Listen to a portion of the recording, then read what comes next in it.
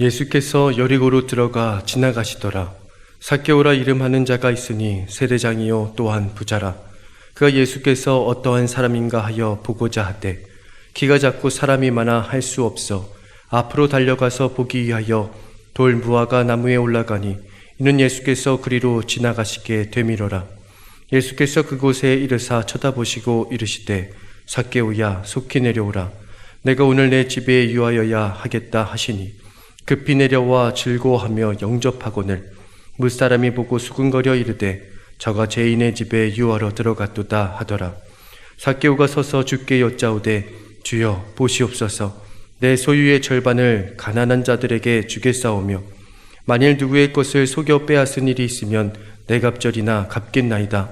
예수께서 이르시되 오늘 구원이 이 집에 이르렀으니 이 사람도 아브라함의 자손이미로다. 인자가 온 것은 잃어버린 자를 찾아 구원하려 함이니이다. 아멘. 하나님께서 우리를 붙드시고 우리를 위해 싸우시고 우리를 사랑하시는 분임을 깨닫게 됩니다. 너무나 감사합니다. 오늘 주일 예배는 새 생명 축제로 드려집니다. 오늘 초대받으시고 또 예배의 자리에 나오신 분들을 환영합니다. 예수님의 이름으로 축복합니다. 예수님 우리가 믿고 살면서 우리 모두가 이미 다 예수님의 새 생명을 매일매일 누리는 주의 백성들 자녀인 줄로 믿습니다. 이 시간 그렇기 때문에 예수님과 우리와의 관계에 초점을 맞춰서 특별한 은혜를 오늘 여러분과 나누기를 원합니다. 제가 세례문답을 진행할 때마다 처음으로 물어보는 질문이 있는데 그 질문은 예수님이 누구십니까? 이렇게 물어봅니다. 그러면 세례문답 받으시는 성도님들이 좀 떨리시기도 하니까 모범 답안을 말하시려고 막 애를 쓰세요. 구원자십니다. 주님이십니다. 맞는 이야기죠. 그런데 제가 다시 한번 좀 여쭤봐요. 예수님이 성도님에게 정말 어떤 분이십니까? 예수님은 진짜 어떤 분이십니까? 정말 구체적인 자기만의 고백을 하실 수 있도록 기회를 드리는 겁니다.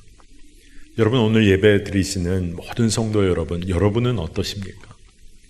여러분에게 예수님은 진짜 누구십니까? 여러분의 삶에 예수님은 정말 어떤 분이십니까? 오늘 우리 모두가 이 구체적인 고백을, 우리만의 이 고백을 주께 올려드리길 원합니다. 예수님이 얼마나 기뻐하실까요? 예수님은 제 삶의 생명이십니다. 나를 도우시는 분이십니다. 내 기도에 응답하시는 분이십니다. 내가 그토록 어려울 때, 다른 사람들 다 외면했을 때 주님이 나와 함께 하셨습니다. 이 고백을, 우리만의 고백을 주님께 올려드리기를 원합니다. 예수님께서 인간의 몸으로 우리를 찾아오셨습니다. 이 성육신 사건은 사실 예수님께서 그의 존재 전부를 내어준 사건입니다. 창조주가 되시는 주님께서 자기 존재를 부정하시고 피조물인 인간의 모습으로 우리를 찾아오셨어요. 사랑하는 자녀들 만나시려고 그 관계를 열어가기 너무나 원하셔서 자기를 다 내어주신 사건입니다. 오늘 우리가 읽은 성경 말씀에서도 마찬가지입니다. 삭개오가 예수님이 누구신지를 알기 원해서 주님 앞으로 나아간 것 같지만 사실 예수님께서 먼저 삭개오를 찾아오신 겁니다. 자기 자신 내어주시기 원하셔서 삭개오에게 오신 거예요. 여러분, 예수님이 나에게 찾아오셨다, 이 진리를 붙들게 되면 모든 사람을 구원하시는 그 하나님의 사랑과 능력을 우리가 정확하게 누리게 되는 것입니다. 성경은 너무나 분명히 기록하고 있는데 로마서 5장 8절입니다. 우리가 아직 죄인 되었을 때에 그리스도께서 우리를 위하여 죽으심으로 하나님께서 우리에 대한 자기의 사랑을 확증하셨느니라. 아멘. 예수님께서 나를 위해 죽으셨다. 이것이 붙잡아지면 우리 인생은 완전히 달라지는 것입니다. 그토록 예수님은 우리를 사랑하십니다. 사랑하기 위해서 우리를 찾아오셨어요. 그 예수님께서 우리를 찾아오신 사건이 오늘 삭개오의 이야기에 고스란히 다 담겨져 있습니다. 주님께서 삭개오를 찾아오셨을 뿐 아니라 다시 말하면 끝내 그를 찾아내시고 만 겁니다. 누가복음 19장 1절을 보니까 예수께서 여리고로 들어가 지나가시더라. 여리고를 그냥 스쳐 지나가듯 예수님의 목적지를 향해 가셔도 되는데 여리고로 들어가셨어요. 삭개오를 만나려고 작정을 하신 겁니다.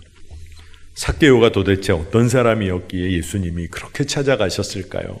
말씀을 보니까 그가 세리장이었고 또한 부자였다. 이렇게 기록이 되어 있습니다. 우리가 아는 것처럼 그의 평판은 유대 사회에서 썩 안 좋았을 겁니다. 왜죠? 동족들을 팔아먹으며 살았던 자였기 때문입니다. 그럼에도 그가 사는 데는 아무 문제가 없었을지도 모릅니다. 다른 사람과의 관계 완전히 끊고 무시하며 산다면 아마 잘 살 수도 있을 거예요. 그런데 우리가 압니다. 누구와도 관계 맺지 않고 사는 삶, 그게 얼마나 외롭고 불안하고 두려운 삶인지 우리는 너무나 잘 압니다.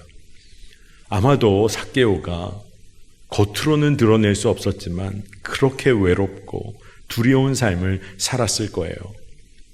그런 그가 예수님에 대해 듣기 시작하면서 예수님을 알고 싶어진 거죠. 그분이 누구실까? 소문을 듣고 한번 예수님을 만나보고 싶다. 근데 마을을 찾아오셨다고 하니 그분께 가까이 가고 싶어 했습니다. 근데 말씀을 보니까 사람들이 너무 많아서 예수님께로 갈 수가 없는 거예요. 키도 작았다고 했습니다. 성경은 그렇게 기록하고 있지만 성경의 이면을 보면 아마 삭개오가 아마 사람들 속에서 사람들이 막 밀쳤을지도 모릅니다. 그냥 티 안 나게 자꾸 밀고 떠밀었을지도 모릅니다. 마음에 안 드는 사람이니까요.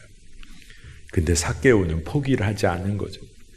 예수님이 누구신지 알고 싶은 마음이 생겼을 때 그는 앞으로 나아가 돌무화과 나무 위로 올라갑니다.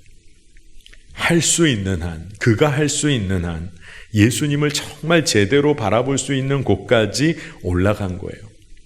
사람 방해받지 않고 예수님 볼 수 있는 곳, 예수님만 정확하게 바라볼 수 있는 자리에 그저 나아간 거예요. 근데 그때 그의 마음이 열리기 시작한 것 아니겠습니까? 근데 그때 예수님이 더 깊이 삭개오를 찾아오셔요. 그 사건이 누가복음 19장 5절 상반절에는 이런 식으로 기록이 되어 있습니다. 예수께서 그곳에 이르사 쳐다보시고 이르시되 삭개오야 속히 내려오라. 여러분 놀라운 일입니다. 마치 삭개오를 만나실 계획이라도 있었던 것처럼 예수님이 그를 부르신 거예요. 그냥 쳐다보시고 어이 이봐 이런 식으로 부르신 게 아닙니다. 삭개오의 이름을 정확하게 불러주셨어요. 여러분 예수님이 날 사랑하셨다. 이 사실은 예수님이 날 부르셨다는 사건을 통해서 분명해집니다. 여러분 누군가의 이름을 부른다는 것은 정말 의미 있는 일입니다. 여러분 누군가가 여러분의 이름을 기억해 주고 있다. 그것만으로도 때로는 우리가 감동을 받잖아요. 자녀가 태어났을 때 아니 태어나기도 전부터 태명을 지어서 부모는 아이 이름 부르며 아이와 교제를 시작합니다. 아기가 태어나고 나서 끊임없이 아이 이름 부르며 키워가는 거예요. 여기 부모님들 많이 계신데 여러분 얼마나 수없이 자녀들 이름 불렀습니까? 때로는 화가 나서라도 불렀잖아요. 그렇게 이름을 부르며 사랑을 표현하기도 하고 붙잡기도 하고 함께 가자고도 하고 이름을 부르며 우리의 마음을 다 드러냈습니다. 이름을 부른다. 이건 너무나 놀라운 일인 겁니다. 그렇게 이름을 부르는 것은요. 어떤 형태로든 관계의 시작을 말합니다. 근데 진짜 이상한 일이 벌어진 거예요. 사람들은 겉으로는 아마 삭개오 따르는 척 했을지 모릅니다. 왜? 돈도 있고 권력도 있으니까. 하지만 속으로는 철저하게 삭개오 멸시하고 무시했던 거죠. 그럼 그를 예수님이 관심 있게 바라보시며 부르신 거예요. 그 존재 그 자체를 바라보신 겁니다. 어떻게 이름하셨는지 삭개오야 정확하게 불러주셨어요. 이 삭개오, 자카리우스라는 이 이름의 뜻은 의로운 자, 정결한 자라는 의미가 있습니다. 진짜 특이한 일이 벌어진 거예요. 삭개오가 의롭게 살지도 않았고 정결하게 살지도 않았습니다. 근데 그 삭개오의 이름을 부르시면서 예수님은 왜 그렇게 정확하게 이름을 부르신 걸까요? 내가 너를 의로운 자라 여길 거야. 내가 너를 정결한 자로 인정할 거야. 너는 나에게 의롭고 정결한 나의 자녀야. 그렇게 불러주신 거예요. 여러분, 예수님을 통해 삭개오의 존재가 전적으로 새롭게 정의가 된 겁니다. 이게 바로 구원의 의미인 거예요. 은혜의 사건인 것입니다. 예수님은 여기 계신 모든 분들을 이미 불러주셨어요. 뭐라고 부르셨을까요? 여러분 분명히 기억하십시오. 사랑하는 내 딸아, 사랑하는 내 아들아, 이렇게 불러주신 거예요. 그러니 마땅히 자녀가 누려야 할 아버지의 사랑과 기쁨, 그건 누리라고. 그리고 그 기쁨 때문에 그 부모의 말씀대로 살라고, 그 삶으로 돌아오라고 주님이 우리를 불러주시는 겁니다. 세상의 자격 여부와 상관이 없습니다. 그저 예수님이 누구신지 알고 싶은 마음으로만 다가가면 되는 거예요. 삭개오가 그렇게 했습니다. 삭개오, 예수님께서 그 이름, 그의 삶을 이미 다 알고 계셨어요. 예수님께서 직접 찾아오셔서 삭개오를 부르신 사건의 절정은 뭐냐 하면 누가복음 19장 5절 하반절에 기록이 되어 있는데 바로 이것입니다. 속히 내려오라. 내가 오늘 내 집에 유하여야 하겠다. 아멘입니다. 예수님께서요, 삭개오의 삶의 주인이 되시겠다고 말씀을 하고 계신 거예요. 제가 여러분들과 삭개오 이야기를 나눌 때 여러 번 강조했습니다. 삭개오가 이때 얼마나 마음이 떨리고 또 마음이 혼란스러웠을까요? 아마 삭개오에게는 굉장히 헷갈리는 순간일 겁니다. 여러분, 초대는 누가 하는 거예요? 집 주인이 집으로 초대하는 겁니다. 그런데 집 주인인 삭개오에게는 말할 기회도 안 주시고 예수님 자신을 삭개오의 집에 스스로 셀프 초대하시는 거예요. 내가 너희 집에 유하여야 하겠다. 삭개오가 얼마나 헷갈렸을까요? 내가 주인인데 예수님이 주인이신가? 아니, 그럼 난 손님이란 말인가? 예수님이 주인과 손님의 경계를 다 허무신 겁니다. 이게 진짜 놀라운 일입니다. 여러분, 왜 그럴까요? 예수님께서 삭개오의 삶으로 들어가 동행하시겠다. 예수님께서 삭개오의 삶에 주인이 되시겠다고 선언하신 일이기 때문에 그렇습니다. 여러분 생각해 보세요. 여러분 집으로 많은 분들을 초대하여 환영하고 환대한다고 해 보십시다. 하지만 그때 집 주인의 기준은 엄연히 있습니다. 누구는 와도 되고 누구는 안 되고, 이런 룰이 암묵적으로 적용이 되는 거예요. 주인이 아무리 환대를 해도요, 주인과 손님의 구분은 남아있게 됩니다. 이 말이 뭐냐? 여러분 초대받은 집에 가서요, 손님으로 넘어서면 안 되는 선이 있어요. 안방 갑자기 확 열고 들어가면 안 됩니다. 손님인데, 그렇죠?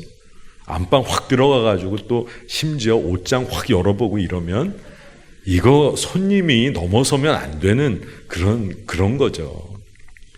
냉장고 정도 열어볼 수 있을까요? 근데 그것도 좀 신뢰가 될 수도 있는 거죠. 그저 주인이 접대해 주는 만큼 누리는 겁니다. 근데 너무 환영을 해줘요. 그래도 손님은 어떻게 해야 돼요? 손님답게 굴어야 합니다. 손님이 주인 행세하면 안 되는 거잖아요. 근데 여러분, 진정한 환대란 뭘까요? 주인이 전혀 예상하지 못한 손님들이 갑자기 왔어요. 근데 그들을 마음 다하여 맞이할 때 변화가 일어나는 겁니다. 기대하지 않았던 사람들, 초대하지도 않았던 사람들이 찾아왔어요. 마음껏 잔치를 누리도록 베풀어 주는 것이 진정한 환대인 것입니다. 그러니까 여러분 잘 생각해 보세요. 진짜 환대는 뭘까? 환영은 뭘까? 주인과 손님의 자리, 그 구분이 다 사라지는 거예요. 잔치 자리에서 누구는 주인이고 누구는 손님이 아니라 그냥 잔치를 모두가 즐기는 겁니다. 아버지가 자녀에게 이런 말을 합니다. 내 것이 다 너 것이다. 내가 널 사랑한다. 내 것은 다 너의 거야. 내 기업은 너의 기업이야. 이렇게 말씀을 해주시는 것처럼 한 가족이 되고 한 몸이 되는 사건이 진짜 환대인 것입니다. 근데 이 사건이 예수님과 삭개오 사이에 일어난 거예요. 삭개오에게 예수님이 내가 너 집에 유하여야겠다. 내가 너 삶의 주인이 되어야겠다. 내가 너와 한 몸을 이루어야겠다. 그러니 너무나 삭개오가 은혜를, 기쁨을 누리게 된 겁니다. 예수님이 삭개오를 부르시며 내가 널 사랑한다, 이걸 분명히 하시고 이제부터 내가 너와 먹고 마시겠다. 너와 함께 살겠다. 이 이야기를 해주시니 삭개오의 삶이 변화를 시작하게 됩니다. 예수님께서 그에게 새로운 삶의 방식을 가르치시는 거예요. 이제 예수님, 주님 뜻대로 살아야 하는구나. 그게 근데 그에게 기쁨이 됐다는 겁니다. 여러분, 이것이 기쁨이 된 순간에 삭개오는 그의 옛날 삶의 방식 다 버립니다. 익숙하게 남에게서 빼앗으며 살았던 삶, 세상 권력자 비유 맞추며 살았던 그 모든 삶을 완전히 내려놓습니다. 근데 그게 그렇게 오래 걸리지 않았어요. 그거 다 내려놓는 게 삭개오에게는 기쁨이었습니다. 왜 그럴까요? 은혜를 알았고 주님의 사랑을 알게 됐기 때문에 그래요. 이제 삭개오가 예수님을 부릅니다. 거꾸로 예수님을 불러요. 근데 뭐라고 부르냐? 주여, 주님. 완전히 예수님을 부르는 이 소리, 이름 자체가 달라진 거예요. 예수님을 제대로 알게 된 겁니다. 그렇게 되니 죄짓고 살았던 삶 회개합니다. 누가복음 19장 8절에 주여 보시옵소서, 내 소유의 절반을 가난한 자들에게 주겠사오며 만일 누구의 것을 속여 빼앗은 일이 있으면 내 갑절이나 갚겠나이다. 삭개오가 회개합니다. 새로운 삶을 살 것, 그 실천을 약속해요. 회개는 새로운 실천을 동반하게 되어 있습니다. 죄 고백하고 토색하고 훔친 거 내 갑절이나 갚겠다고 선언했어요. 제가 진짜 처음에 이 말씀을 볼 때는 삭개오가 돈이 많나 보다. 재정적 능력이 있으니 4배나 갚을 수 있구나. 근데 그게 아니었어요. 그의 재산 대부분이 훔치고 빼앗고 속인 거 아니겠습니까? 그러니 4배나 갚는다는 말은 무슨 말이에요? 내가 가진 모든 것을 포기합니다. 이 선언인 거예요. 내 가진 모든 것으로 가난한 자 돕고 나는 모든 것 내려놓습니다. 여러분, 근데 이게 어떻게 가능할까요? 예수님이 날 사랑하신다. 나를 전적으로 받아주신 하나님의 사랑이 있구나. 그 구원의 은혜를 만났기 때문에 그래요. 오늘 이곳에 모인 분들은 다 그런 분들인 줄로 믿습니다. 예수님 한 분으로 충분한 삶이구나. 이 삭개오가 내가 이제는 남에게 빼앗는 삶이 아니라 하나님의 사랑에 빚진 자로 살아야겠구나. 그것을 고백하고 선언한 겁니다. 삭개오에게 구원이 임한 거예요.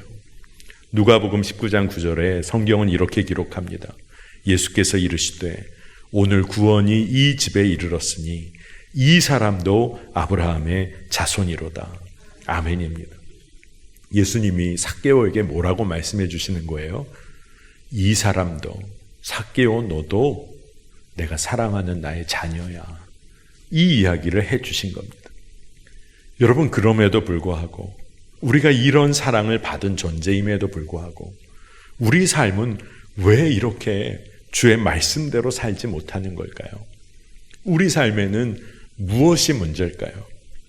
예수님이 사랑하셔서 날 부르시고 전혀 다른 존재로 우리를 인정해 주시고 전혀 다른 삶으로 초대해 주시는데 반응을 하지 못하고 순종하지 못하는 것이 우리 삶의 문제 중에 문제입니다. 여러분, 하나님 앞에서 어떻게 살아야 하는지를 우리가 머리로는 아는데 그저 외면하고 그렇게 살지를 않는 거예요. 그런데 삭개오는 바로 그 삶을 이제 살아내기로 합니다. 그리고 그것이 그에게 기쁨이 됐어요. 여러분, 주님이 찾아오시면 예수님을 따르며 사는 삶은 어려운 짐, 어려운 순종 아닙니다. 기쁨입니다. 변화의 출발점은요, 삭개오가 예수님을 알고 보기를 원했다는 거예요. 삭개오가 뭐 대단한 준비한 거 아닙니다. 그냥 예수님을 알고 싶었어요. 그분이면 내 삶의 문제를 해결하시지 않을까. 그저 주님을 알기를 원한 거예요. 그것이면 충분했습니다. 삭개오의 어떠함과 상관없이 사실 주님께서, 예수님께서 이미 작정을 하신 거예요. 구원을 하시겠다. 구원해내겠다 작정하신 겁니다. 누가복음 19장 10절에 인자가 온 것은 잃어버린 자를 찾아 구원하려 함이니라. 아멘. 예수님이 작정을 하셨어요. 여러분의 삶의 주인이 되시기로, 여러분의 삶의 모든 죄의 문제를 담당하시고 구원하시기로 작정을 하신 겁니다. 그래서 우리 주 예수님께서는 모든 사람들이 하나님의 잔치 자리에 나오기를 원하세요. 하나님의 집 떠나 방황하던 이들 그저 아버지 집으로 돌아오라. 그렇게 원하십니다. 자격 조건 없어요. 예수님 사랑 의지하고 믿고 세상에서 발걸음만 돌려 하나님께로 돌아오는 발걸음 한 걸음 내디디면 되는 겁니다. 그럼에도 불구하고 우리가 예수님 통해 보여주신 하나님의 사랑이 얼마나 크고 놀라운지를 우리가 모르고 사는 겁니다. 그 이유가 뭘까요? 우리가 어떤 존재인지를 진짜 모르기 때문에 그래요. 여러분, 우리가 진짜 어떤 존재입니까? 어떤 존재였습니까? 에베소서 2장 1절에 그는 허물과 죄로 죽었던 너희를 살리셨도다. 우리가요, 허물과 죄로 완전히 죽어있던 자입니다. 우리 모두 하나님 떠나 영적으로 죽어 있었습니다. 죄의 결과로 우리에게는 생명이 없었어요. 살아있는 것 같지만 사실은 죽은 자였고 참 생명 없이 그저 존재하는 자에 불과했습니다. 그런데 하나님께서 이런 우리 살리시기 위해 예수 그리스도 보내주시고 그를 화목제물 삼으셨어요. 예수님이 찾아오신 겁니다. 우리 삶에. 요한일서 4장 10절은 이것을 이렇게 기록합니다. 사랑은 여기 있으니 우리가 하나님을 사랑한 것이 아니요 하나님이 우리를 사랑하사 우리 죄를 속하기 위하여 화목제물로 그 아들을 보내셨습니다. 아멘입니다, 여러분. 도저히 가망도 없고 죄로 물든 우리를 자기 외아들 내어주시기까지, 그 외아들 십자가에 달아 그 생명 주시기까지 그렇게 사랑하신 하나님의 사랑이 우리를 지금 뒤덮고 있는 겁니다. 그렇기 때문에 예수님께서 허물과 죄로 죽었던 우리를 위해서 모든 수치와 고난 다 담당하신 겁니다. 브라질의 한 시골 마을에 남편 병들어 죽고 어린 딸만 데리고 살아야 했던 마리아라는 어머니가 있었어요. 딸의 이름이 크리스티나였습니다. 이 딸 크리스티나가 어려서는 어머님 말씀을 잘 듣고 또 공부도 제법 잘 했습니다. 그런데 10대가 되면서 친구들과 어울리기 시작하다가 가끔 주말이면 큰 도시에 나가. 근데 어떤 때는 집에도 안 들어오고 자고 들어오기까지 하는 겁니다. 근데 그러다가 어느 날 그 딸 크리스티나가 가출을 해버렸어요. 어머니 마리아의 마음이 타들어갑니다. 딸이 갔을 거라고 예상이 되는 호텔이나 나이트클럽, 또 술집, 도박장 이런 곳을 찾아 나서게 되는 겁니다. 딸을 찾아 나서기에 앞서서 이 어머니 마리아가 사진관에 가요. 자기 사진을 찍고 여러 장 크게 복사를 합니다. 그리고 자기 딸이 갔을 만한 그 유흥가, 우범지대, 사방을 돌아다니면서 자기 사진을 계속 붙였어요. 그 사진 뒤에는 메모를 남겼는데 네가 무엇을 했던지, 지금 네가 어떤 형편에 있던지 나는 상관하지 않으니 돌아오렴. 이렇게 써서 사진을 곳곳에 붙였습니다. 몇 주 후에 그의 딸 크리스티나가 나이트클럽에서 밤새도록 술 마시고 춤추고 피곤하여서 쓰러질 듯 건물 층계를 내려오다가 자기 어머니 사진을 봅니다. 얼른 그 사진을 떼어버렸어요. 그런 동네에 사진이 붙는다는 것은 너무 수치스러운 일이었습니다. 사진을 뜯고 그 뒷면 보게 되었는데 메모가 있는 거예요. 네가 무엇을 했던지, 지금 어떤 형편에 있던지 나는 상관하지 않으니 돌아오렴. 너무 부끄러운 마음이 들어서 옆에 누가 있나 없나 살펴봤습니다. 그런데 자기가 부끄러워할 이유가 하나도 없는 거예요. 딸의 사진도 없고 딸의 이름도 아무 데도 없었습니다. 평생을 선하게 살아온 이 어머니 마리아가 딸을 대신하여 온갖 유흥지대, 우범지역에 자기 얼굴을 다 내어다 팔았던 거예요. 딸의 이름도 딸의 사진도 드러난 것은 아무것도 없습니다. 어머니 마리아가 말할 수 없는 수치를 당한 거예요. 여러분, 이와 비교할 수 없는 수치와 고통을 예수님께서 우리 때문에 십자가에서 당하셨습니다. 우리를 죄에서 구원하시기 위해서 스스로 죄인 중에 죄인이 되셨어요. 그렇게 우리 모두를 찾아오신 겁니다. 이것이 예수님의 마음입니다. 하나님과 자녀됨의 관계 가운데 마땅히 누려야 할 사랑과 은혜를 잊어버리고 사는 우리 모두에게 돌아와라. 아무 조건 없이 돌아오라고만 하십니다. 네가 무엇을 했든지, 지금 네가 어떤 형편에 있든지 나는 그거 상관하지 않는다. 돌아와라. 아버지의 사랑 가운데 돌아와라. 여러분, 이 부르심에 응답하는 것은 우리가 일하다가 지쳐 쓰러지는 인생 아니라 하나님이 부으시는 은혜의 자리로 나아가는 일입니다. 사랑을 누리는 거예요.